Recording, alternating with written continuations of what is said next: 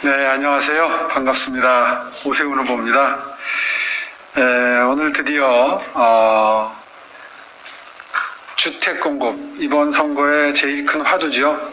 서울 지역에 주택을 공급하는 방안에 대해서 지난번에 스피드 주택 공급 1탄을 말씀드린 적이 있습니다. 그때는 이제 2종 일반 주거 지역에 7층 높이 규제 없애고 각종 규제를 없애고 서울시의 조직을 바꿔서 스피디하게 신속하게 공급할 수 있는 방안을 설명드렸었습니다. 오늘은 스피드 주택 공급 2탄입니다. 사실상 오늘 발표하는 내용이 저희의 주택 공약 종합판, 완결판이라고 보셔도 되겠습니다.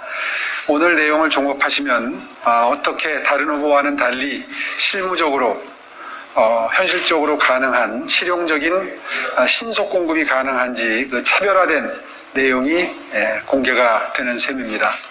사실은 좀 더 일찍 하고 싶었습니다만은 이사 정부의 공급 대책을 보고 충분히 그 의견까지를 담아서 그 평가와 함께 주택 공급 방안을 내놓기 위해서 며칠 더 다듬었습니다.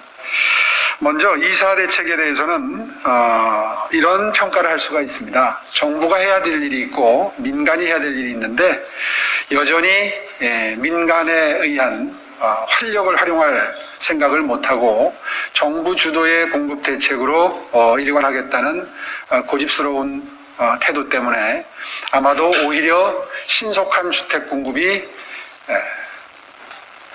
어려울 것이다 라고 보는 것이 저의 분석입니다. 공공주도 재건축 재개발이라는 새로운 트랙을 정부에서 만들어냈는데 아마 재건축 재개발 조합 입장에서는 그쪽 트랙으로, 다시 말해서 공공주도 트랙으로 갈아타는 것을 잠시 고민을 하겠지만 결과적으로는 공공주도 형태로 가는 것을 꺼릴 만한 요소들이 많기 때문에 성공하기 힘들 것이다. 더군다나 집권 전반기에 초기에 그런 제안을 했다면 혹시 모르겠는데 임기를 1년 남겨놓은 문정부 입장에서는 그쪽으로 재개발 조합을 끌어들이는 것이 사실상 어려울 것이다 하는 것이 저의 판단이고요. 두 번째는 중앙정부가 해야 될 일과 지방정부가 해야 될 일을 착각하고 있다. 그것이 오히려 신속한 주택 공급을 막는 역기능, 부작용을 초래할 것이다 이렇게 보고요. 세 번째는 정부 정책의 탈을 쓰고 정책을 정치화하는 그러한 내용으로 포장을 했다. 굉장히 획기적이고 과감한 공급을 한다고 제목은 요란했지만 사실은 전혀 획기적일 것도 없고 과감할 것도 없는 기존의 공공주도를 하겠다는 그 고집스러운 내용을 그대로 반복한 내용이다 이렇게 볼 수밖에 없다는 판단이 됩니다. 지금 여기서 보시는 것처럼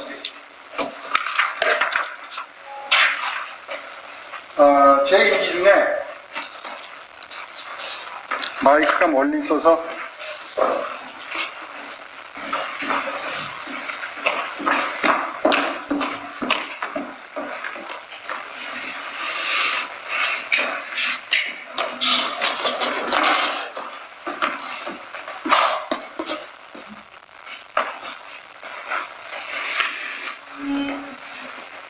제 임기 중에 이 여러 가지 신문 뉴스에서 보시는 것처럼 적어도 부동산 가격만큼은 안정화시켰던 저의 경험이 있습니다.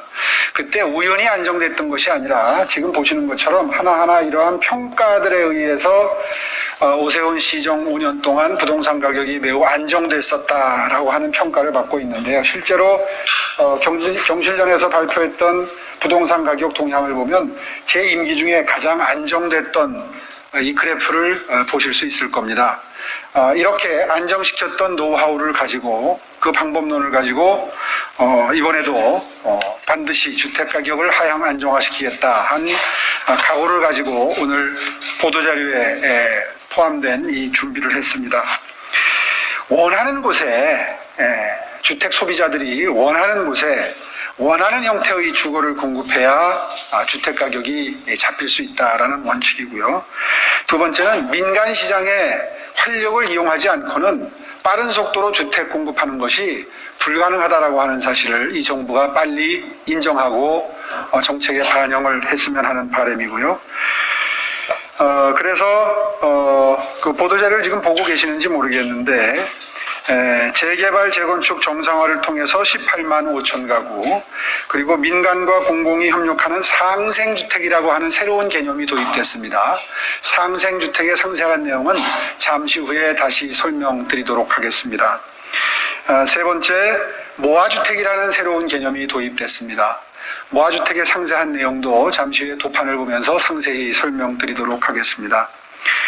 재개발 재건축 정상화는 기존에 이 정부에 의해서 많이 억제되었던 민간주도 재개발 재건축을 어떻게 하면 활성화시킬까를 연구한 내용을 보도자료에 담고 있습니다. 두 번째는 지금 현재 활성화되고 있지 않은 가로주택 정비사업과 소규모 재건축 사업을 최대한 활성화해서 정부의 이러한 그 빠른 공급을 오히려 방해하는 이사 대책에 대해서 보완제 역할을 할 수 있도록 빠른 공급을 가능하게 하겠다는 개념입니다. 그 방법은 용적률과 층수규제 완화로 인해서 사업 활성화를 유도하는 게 되겠습니다. 아울러서 제 임기 중에 장기 전세주택이라고 하는 게 성공한 좋은 사례가 있죠. 서울 시내 전체에 3만 3천 가구가 이미 공급이 되어 있습니다. 이 성공했던 장기 전세주택 시프트의 모델을 좀 더 활용을 해서 상생주택이라고 하는 개념을 창안해냈습니다. 어떤 방법인지 잠시 후에 설명드리도록 하겠습니다. 자, 그러면 이 보도자료의 세부계획 부분을 참조해 주시기 바랍니다. 지금 말씀드렸던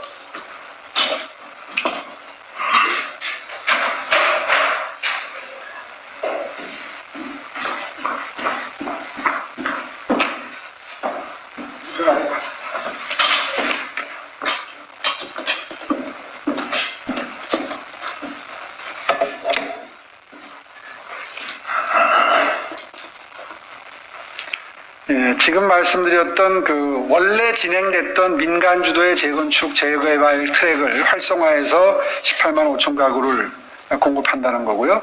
방금 전에 말씀드린 대로 상생주택과 모아주택이라는 형태로 새로운 시도를 해보겠다는 내용을 담고 있습니다. 밑에 간단하게 설명이 되어 있는데 그 다음 도판이 훨씬 더 상세하게 방법론을 도표화해서 그림으로 설명할 수 있어서 이 도판으로 설명을 드리겠습니다. 상생주택이라는 개념은 서울시에 가용할 수 있는 서울시 소유의 공공 토지가 이제는 고갈돼서 없다는 걸 전제로 합니다. 실제로 보도자료의 맨 마지막 페이지에 설치되어 있는 것처럼 서울시가 확보하고 있는 공공 부지는 맨 마지막 장을 보시면 모두 다 합해서 한 12,000가구에서 15,000가구 정도를 공급할 수 있는 공공토지밖에 없습니다. 따라서 이 자리에는 아마 부동산 전문 기자분들도 계실 텐데 다른 후보들이 이야기하는 공공용지를 활용한 반값 아파트나 토지 임대부 아파트를 뭐 10,000호, 연간 10,000호씩 공급하겠다. 모 후보가 이런 공약을 했는데요. 이런 공약은 다 헛공약입니다. 불가능합니다. 저희들이 서울시에 남아있는 공공토지, 공공부지를 모두 마른 걸레를 쥐어짜듯이 모두 다 모아도 15,000가구 이상 공급하는 것이 불가능하다는 결론을 얻었습니다. 그래서 등장하는 것이 바로 이 상생주택입니다. 상생주택은 이미 토지가 고갈된 상태에서 민간의 토지를 활용하는 것입니다. 민간의 토지를 공공에 내놓게 되면 공공이 이 민간으로부터 받은 토지를, 그러니까 빌리는 거죠, 한마디로. 사들이게 되면 서울의 토지값이 너무 비싸서 사들이는 게 불가능하고 규모가 커질수록 수용을 해야 되는데 그 수용 자체가 오래 걸리기 때문에 신속한 공급이 힘들어집니다. 그렇지 않겠습니까? 비싼 토지를 일정 구역을 예를 들어 500평, 1000평 확보하려면 수십 개의 필지를 사들여야 하는데 서울시가 제시하는 가격에 쉽게 응할 가능성이 매우 낮고 한두 가구라도 소송에 들어가게 되면 그 지구는 주택을 공급하는데 적어도 3년 내지 5년이 지체가 되게 됩니다. 이런 상식을 잘 모르는 다른 후보들이 마치 토지 확보가 무한정 가능한 것처럼 가정을 하고 공약을 하는 것은 정말 무책임하고 현실을 모르는 천진난만한 하다고까지 표현할 만한 그런 그 헛공약의 다름이 아니다. 특히 박영선 후보가 서울 시내에 30만 호의 토지 임대부 주택을 공급하겠다고 약속한 것은 거의 불가능에 가깝습니다. 왜냐하면 공공토지가 지금 말씀드리는 대로 거의 없기 때문입니다. 이제 그래서 창안해낸 아이디어가 이 상생주택인데요. 이거는 민간이 토지를 제공하고 공공이 주택 건설을 해서 임대료를 매월 그 땅 주인에게 지급하는 겁니다. 그리고 그 위에 있는 땅을 이용을 해서 건물을 지어서 임대주택, 장기 전세주택, 임대주택을 지어서 집 없는 서민들께 공급을 하는 겁니다. 토지 임대료를 지급하게 되고요. 그 대신 세제 혜택이 들어가게 됩니다. 일본의 사례를 벤치마킹해서 만든 제도입니다. 거기에 더해서 용도지역을 상향한다든가 용적률 인센티브를 부여를 해서 저이용 상태, 저활용 상태의 토지들을 임차한 다음에 그 위에 고밀 개발을 해서 서울시 정부가 SH공사를 활용해서 고밀 개발을 해서 임대주택으로 쓴다, 장기전세로 쓴다, 이런 개념으로 생각하시면 되겠습니다. 사실 주택가격은 대부분 토지가격이 차지를 합니다. 아시다시피. 그래서 땅값이 오르기 때문에 주택가격이 상승하게 되는 겁니다. 특히 서울은 가용지가 매우 부족한 상태에서 땅값은 지속적으로 상승하고 그에 따라서 주택가격이 상승하는 악순환이 계속되고 있습니다. 그러나 가용한 국공유지는 고갈되고 개발 가능한 토지는 대부분 민간 소유다라고 하는 것이 전제가 되어 있는 것이고요. 그래서 준공업 지역이나 자연 녹지 지역, 역세권 등 서울 시내에 이용이 제대로 되고 있지 않은 민간 소유 토지를 임차해서 토지 임대료를 지불하고 주택은 SH공사 등 공공이 건설해서 공급하는 민간 토지 임차형 공공주택 정책을 도입하고 토지주와 공공이 상생한다, 윈윈한다는 뜻에서 상생주택이라고 하는 장명을 했습니다. 사업비의 가장 큰 부분을 차지하는 토지 확보에 재원이 거의 들지 않겠죠. 매월 임차료 형태로 돈을 주기 때문에 처음에 목돈이 들어가지 않습니다. 예산이 들어갈 일이 별로 없겠죠. 그렇게 하고 신속하게 착공이 가능합니다. 토지를 빌리는 거기 때문에 비교적 사들이는 것보다는 훨씬 더 협조가 되고 그 대신 각종 세제상의 혜택이나 토지 이용 활용도를 높이는 용적률 인센티브 같은 게 작동함으로써 쉽게 이 사업에 동참할 수 있는 토지주들을 확보할 수 있다고 확신합니다. 그래서 용도지역 변경이나 용적률 완화, 높이 완화 등의 인센티브로 고밀 개발을 유도하겠다는 거고요. 이렇게 민간 토지 임차형으로 건설된 주택은 청년과 신혼부부 등을 위한 장기 전세주택으로 공급을 할 예정입니다. 장기 전세주택 시프트의 개념에 대해서는 이미 잘 알고 계실 겁니다. 이미 서울시에서 지난 10년 동안 3만 3천 가구를 공급을 했습니다. 이 물량을 2배로 늘리겠다는 겁니다. 아마 지금까지 나온 주택 공약 중에 가장 현실성 있는 공약이라고 아마 평가가 나올 것으로 믿습니다. 거기에 더해서 당해 사업에 참여하는 민간 토지주에 대해서는 재산세, 종부세, 양도세, 상속세, 법인세 등의 감면, 다시 말해서 세제 혜택을 부여할 것입니다. 현재 저이용되고 있는 약 1000평 이상 규모 대규모 부지부터 적용을 해야 한다는 게 저희들의 생각입니다. 기대 효과는 신도시 개발이나 재개발 재건축보다 훨씬 더 빠른 속도로 주택을 공급할 수 있게 됩니다. 분양주택이 아닌 임대주택으로 매우 저렴하게 공급이 가능하다는 특징이 있고요. 토지비에 대한 부담이 없기 때문에 공공의 사업 추진에 부담이 적습니다. 이것이 아마 지금 현재 우리 서울 시민들이 겪고 있는 주택난, 그 중에서도 전세난이 지금 매우 심각한데요. 전세나 월세 물량을 공급하기에 가장 빠른 속도로 실효성 있는 공급 대책이 아닌가 해서 스피드 공급 대책 2탄의 주요 내용으로 선정을 했습니다. 그리고 보도자료 9쪽에 정책고약 4번 모아주택이라는 새로운 개념이 있습니다. 여기에 보시는 이 개념인데요. 하단에 이 개념인데 이렇게 지금 조그마한 형태의 주택들이 다닥다닥 붙어 있는 매우 주거가 그 동네가 열악한 상태의 그런 주택 단지들을 대상으로 합니다. 실제로 우리가 지금 다가구 다세대 주택이 밀집되어 있는 뒷골목을 들어가게 되면 차량 한 대가 지나가기가 어려울 정도의 골목길로 들어가게 되고, 그런 공간은 사실은 대규모의 재개발 재건축이 맞긴 맞습니다.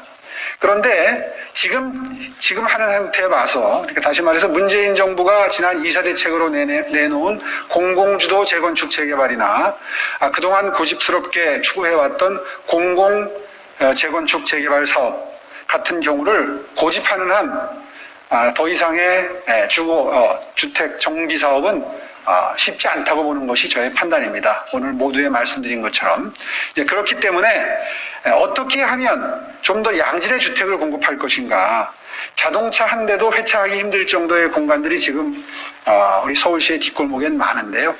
이런 곳은 지금 보시는 것처럼 세 집이나 네 집이나 다섯 집, 열 집을 모아서 오면 이런 형태로 그야말로 양질의 주택으로 바뀔 수 있는 재건축을 허용을 하는데, 거기에 각종 높이 규제나 용적률 규제를 완화해드림으로써 인센티브로 작동하게 되고, 그렇게 되면 혼자 집을 허물고 새로 짓게 되면 매우 작은 집이 되고 차 한 대 세울 공간이 없는 그런 형태의 동네의 모습이 그대로 유지가 되는데, 이렇게 여러 채의 집들을 모아서 협업을 해서, 한마디로 말해서 타운하우스 형태로, 그러니까 대규모 빌라 단지가 되겠죠, 쉬운 표현으로. 이런 형태로 개발을 하게 되면 한 100평만 넘어가도 이제 주차시킬 면적이 나오게 되고요. 그렇게 되면 이 주차 문제 때문에 매우 극심한 고통을 겪는, 저녁 때 퇴근하면서 밤새도록 불편을 느끼는 이웃으로부터 전화가 오지 않을까, 불안하게 주차시켜 놓고 집으로 퇴근하시는 그런 분들을 그런 그 열악한 주거 환경, 주차 환경을 해결할 수 있는 형태의 주택 공급이 가능해진다 하는 취지의 개념이 모아주택입니다. 보도자료 9쪽을 보시면 정책공약 4 항목에서 상세히 설명드리고 있습니다. 500제곱미터에서 3000제곱미터 미만의 소형 재건축 사업을 말하는 겁니다. 단독 다가구 밀집 지역은 주차난이 심각하고 주택 면적이 협소해서 거주 환경의 질이 매우 낮습니다. 수십 년 전에 지어진 건축물이 대부분이기 때문에 개별 건축 시에는 현행법상 건폐율이나 주차장 확보 규정 등이 있기 때문에 대부분 기존 용량만큼도 지을 수가 없어서 사업을 포기하기 때문에 계속 열악한 주거 환경에 머물러 계실 수밖에 없습니다. 그래서 많이 모아오면 용적률을 더 드린다는 의미에서 모아주택이다라고 장명을 해보았습니다. 소규모 필지의 소유자들끼리 공동개발을 할 수 있도록 일정 규모 이상, 다시 말해서 500제곱미터에서 3000제곱미터까지 모아오시면 용적률 인센티브를 드리겠다는 겁니다. 그렇게 해서 기존의 저층 주택 주거지를 도시의 바람직한 맥락에 맞게 주거의 질을 올리는 거죠. 그래서 다양한 건축적 시도를 통해서 도심형 타운하우스로 재탄생할 수 있도록 한다. 그리고 부여된 인센티브의 일정 비율은 공공기여로 받아낼 수 있는 방법도 모색할 수 있겠습니다. 자, 보도자료의 마지막 장입니다.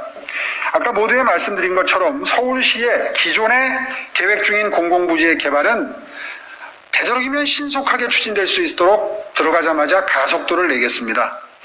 유휴부지를 이미 서울시는 발굴을 해서 가지고 있습니다. 지금 여기에 보도자료 마지막 쪽에 중간 부분에 보시는 이 사업 부지들이 아까 제가 마른 수건을 짜내듯이 최대한 짜내본 서울시의 공공부지입니다. 보시면 공공량을 저희들이 적정한 양을 계산을 해놨는데 전부 합해봐야 합계 11,900호밖에 되질 않습니다. 다시 말해서 토지 임대부 주택으로 공급을 한다거나 아니면은 반값 아파트로 공급을 한다라는 표현을 쓰는 후보들도 있는데, 그 후보들의 공약이 전부 현실에 바탕하지 않은 헛공약이라는 얘기입니다. 다시 말해서 이번 시장은 1년 임기의 시장인데, 1년 임기의 시장으로서는 단 한 가구도 토지 임대부 주택을 공급할 수 없을 뿐만 아니라 서로 재선에 성공을 해서 5년 동안 공급을 한다 하더라도 5년 내에 공급할 수 있는 가용한 토지가 여기에 리스트업되어 있는 이 10군데 남짓의 후보지들 외에는 토지 임대부 주택이나 반값 아파트를 공급할 토지 자체가 없다는 겁니다. 앞으로 무책임하게 토지 임대부 주택을 뭐 연간 10,000원씩 공급한다 이런 공약을 들으시면 그것은 전혀 현실적으로 불가능한 공약을 하고 있다 이렇게 이해를 하셔도 좋겠습니다. 상세히 말씀드리면 저이용 유후부지와 공공시설 복합화 대상지는 모두 공공부지입니다. 시 구유지, SH공사 보유, 또 경찰청까지를 넣었습니다. 토지 확보에 소모되는 기간이 대폭 감축되기 때문에 신속한 추진할 수 있는 유일한 부지입니다. 서울시 계획외에 추가로 공공부지를 발굴할 수 있다면 은평구에 있는 서울혁신파크입니다. 옛날에는 질병관리본부터라고 불렀습니다. 이 토지가 꽤 넓어요. 아마 그 토지를 합해도 여기에 써 있는 것처럼 여기에 한 1,500호 정도 추가 공급이 가능하기 때문에 밑에 있는 11,900호에 더하면 합해봐야 15,000이 넘질 않죠. 한 14,000도 되지가 않네요. 이 부분을 분명히 하고요. 그리고 공공부지는 기존의 임대주택 방식을 탈피해서 토지 임대 더하기 건물 분양 방식을 통해서, 다시 말해서 토지 임대부 건물 분양 방식을 통해서 저렴하게 공급할 수 있는 유일한 부지이기 때문에 맨 밑에 표, 경실련에서 내놓았던 표를 예시로 한번 참조하시라고 넣어봤습니다. 예시를 보시면 만약에 이런 공공이 이미 확보하고 있는 토지를 활용을 한다면 시중 주택 가격의 거의 10분의 1 가격에도 공급이 가능합니다. 보시겠지만 건물 분양가가 평당 600만 원으로 되어 있죠. 근데 현 시세는 지금 매매가가 평당 6천만 원으로 되어 있습니다. 사실 이 자료는 경실련에서 2년 전에 발표한 자료이기 때문에 지금은 조금 좀 수치가 달라질 수도 있습니다. 이 예시를 든 것은 공공부지가 있으면 이렇게 싸게 공급하는 것도 가능하다라는 것을 보여드리기 위해서 예시를 했습니다. 그러나 현실적으로 이거를 현실화하기는 많은 난관이 있는 건 분명한 사실이고요. 참조용으로 예시를 했다는 걸 참고해 주시기 바랍니다. 오늘 설명드리는 건 이 정도로 마쳐도 되겠습니다. 다시 한번 강조해서 말씀을 드리면 이번 2사 정부의 부동산 공급 대책은 사실은 기존에 더 이상 방해만 하지 않아도 제 속도를 낼 수 있는 재개발, 민간주도 재건축 재개발을 오히려 속도를 늦추고 멈추게 하는 역기능을 아마 낼 것입니다. 왜냐하면 기존에 재건축과 재개발을 구상하고 있는 동네에서 추진하는 분들 입장에서는 이제 검토를 또 해야 되거든요. 정부에서 주는 인센티브를 받아서 공공주도 트랙으로 갈 것이냐 말 것이냐를 망설이는데 아마 2, 3개월이 걸릴 거고요. 더더군다나 그 공공주도 재건축 재개발 트랙은 법령 개정도 필요합니다. 아무리 집권 여당이고 다수 의석이지만 아마 지역구 의원들 사정에 따라서 반대하고 입장을 달리하는 의원들이 있는데 그분들 입장까지를 감안하면 글쎄요, 그렇게 몇 달 내에 입법이 가능할지도 의문입니다. 그렇다면 이 정부 말기에 해당이 될 거고, 그렇게 되면 이번에 내놓은 그 대책 자체가 민간 주도 재건축 재개발이 계속 진행되는데 오히려 방해 요소로 작동할 가능성이 매우 크다는 게 저를 비롯한 전문가들의 인식입니다. 자, 그런 관점에서 기존에 추진되는 거라도 계속될 수 있도록 사실상 그동안 재건축 재개발에 대해서 적대적인 정책을 펴온 서울시나 중앙정부가 그 부분에 대해서 철회를 하고, 민간주도 방식에 대해서 재건축 초과이익 환수나 아니면 안전진단으로 포장된 제도적인 억제책을 철회하고 하루라도 빨리 민간주도 방식의 재건축 재개발로 환원하는 것이 오히려 지금 온 국민이 갈망하는 빠른 속도의 주택 공급에 부합하는 입장이라는 것을 다시 한번 강조해서 말씀드리겠습니다. 저 오세훈 후보는 오늘 말씀드린 것처럼 지난번에 이어서 정부의 입장과 가급적이면 보조를 맞추고 싶은데 도저히 맞출 수 없는 부분에 대해서는 오늘 제시한 이런 창의적인 방법, 그리고 외국에서 시행해서 성공한 방법을 동원해서 최대한 서울 시민들의 주택 공급에 관한 수요를 충족시키기 위해서 취임하자마자 첫날부터 최대한 뛰겠다, 하는 말씀을 드리면서 오늘 설명 마치도록 하겠습니다. 경청해 주셔서 감사합니다.